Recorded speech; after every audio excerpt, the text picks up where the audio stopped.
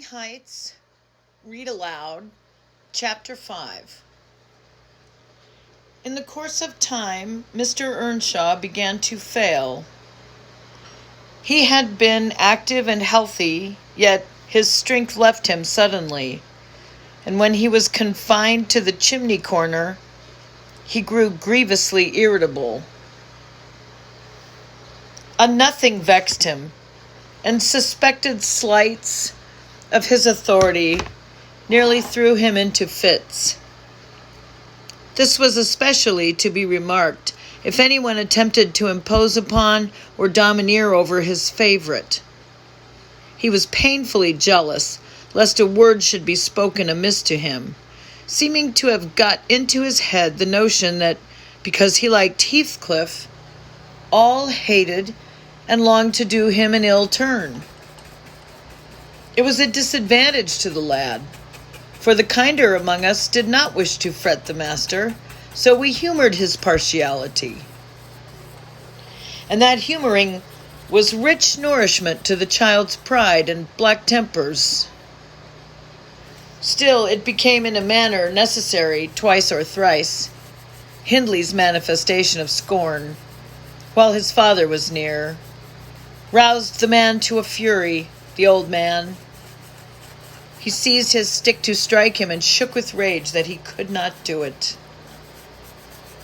At last, our curate, we had a curate then, who made the living answer by teaching the little Lintons and Earnshaws and farming his bit of land himself, advised that the young man should be sent to college, and Mr. Earnshaw agreed, though with a heavy spirit, for he said Hindley was not, and would never thrive, as where he wandered. I hoped heartily we should have peace now. It hurt me to think the master should be made uncomfortable by his own good deed. I fancied the discontent of age and disease arose from his family disagreements, as he would have it, that it did.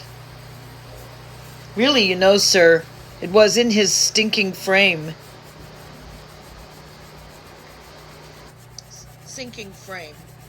We might have got on tolerably, notwithstanding, but for two people. Miss Cathy and Joseph, the servant. You saw him, I dare say, up yonder.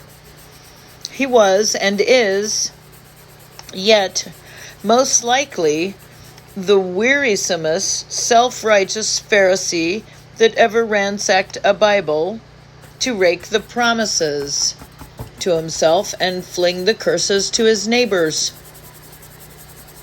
By his knack of sermonizing and pious discoursing, he contrived to make a great impression on Mr. Earnshaw, and the more feeble the master became, the more influence he gained.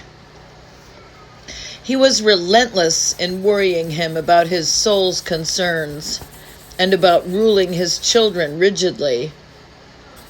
He encouraged him to regard Hindley as a reprobate, and night after night he regularly grumbled out a long string of tales against Heathcliff and Catherine, always minding to flatter Earnshaw's weakness by heaping the heaviest blame on the latter. Certainly she had ways with her such as I never saw a child take up before, and she put all of us past our patience 50 times and oftener in a day. From the hour she came downstairs till the hour she went to bed, we had not a minute's security that she would be in mischief. Her spirits were always at high water mark, her tongue always going, singing, laughing, and plaguing everybody who would not do the same. A wild, wicked slip she was, but she had the bonniest eye, the sweetest smile, and lightest foot in the parish.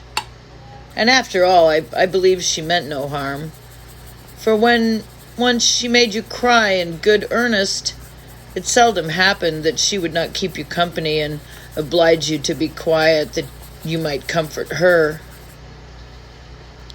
She was much too fond of Heathcliff. The greatest punishment we could invent for her was to keep her separate from him. Yet she got chided more than any of us on his account. In play, she liked exceedingly to act like the little mistress, using her hands freely and commanding her companions. She did so to me, but I would not bear slapping and ordering, so I let her know.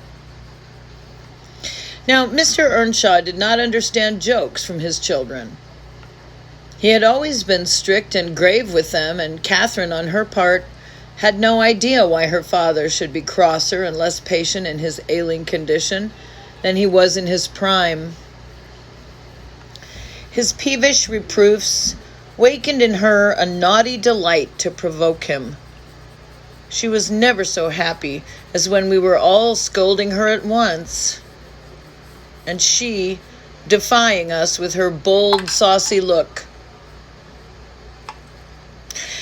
and her ready words, turning Joseph's religious curses into ridicule, baiting me, and doing just what her father hated most, showing how her pretended insolence, which she thought real, had more power over Heathcliff than his kindness. How the boy would do her bidding in anything, and his only when it suited his own inclination. After behaving as badly as possible all night, she sometimes came fondling to make it up at night. "Nay, Cathy," the old man would say, "I cannot love thee. Thou art worse than thy brother. Go say thy prayers, child, and ask God's pardon. I doubt thy mother, and I must rue that we ever reared thee." That made her cry at first, and then being repulsed continually hardened her. And she laughed if I told her to say she was sorry for her faults and begged to be forgiven. But the hour came at last that ended Mr. Earnshaw's troubles on earth. He died quietly in his chair one October evening, seated by the fire, a high wind blustering round the house, and roared in the chimney. It sounded wild and stormy, yet it was not cold, and we were all together, I a little removed from the hearth, busy at my knitting, and Joseph reading his Bible near the table. For the servants generally sat in the house then, after their work was done. Miss Cathy had been sick. That made her still. She leant against her father's knee, and Heathcliff was lying on the floor with his head in her lap. I remember the master, before he fell into a doze, stroking her bonny hair. It pleased him rarely to see her gentle, and saying, "Why canst thou not always be a good lass, Cathy?" And she turned her face up to his and laughed and answered, "Why cannot you always be a good man, father?" But as soon as she saw him vexed again, she kissed his hand and said she would sing him to sleep. She began singing very low till his fingers dropped from hers and his head sank on his breast. Then I told her to hush and not stir for fear she should wake him. We all kept as mute as mice a full half hour, and should have done so longer, only Joseph, having finished his chapter, got up and said that he must rouse the master for prayers and bed. He stepped forward and called him by name. I touched his shoulder, but he would not move. So he took the candle and looked at him. I thought there was something wrong as he set down the light, and seizing the children, each by an arm, whispered them to frame upstairs and make little din. They might pray alone that evening. He had something to do. "I shall bid father good night first," said Catherine, putting her arms round his neck, before we could hinder her.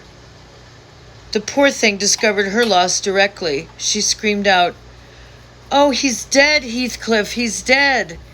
And they both set up a heartbreaking cry. I joined my wail to theirs, loud and bitter, but Joseph asked, what we could be thinking of to roar in that way over a saint in heaven. He told me to put on my cloak and run to Gimmerton for the doctor and the parson. I could not guess the use that either would be of then. However, I went through wind and rain and brought one, the doctor, back with me. The other said he would come in the morning. Leaving Joseph to explain matters, I ran to the children's room. Their door was ajar. I saw they had never lain down, though it was past midnight, but they were calmer and did not need me to console them. The little souls were comforting each other with better thoughts than I could have hit in. No parson in the world ever pictured heaven so beautifully as they did in their innocent talk. And while I sobbed and listened, I could not help wishing we were all there safe together. End of chapter 5. Wuthering Heights by Emily Bronte.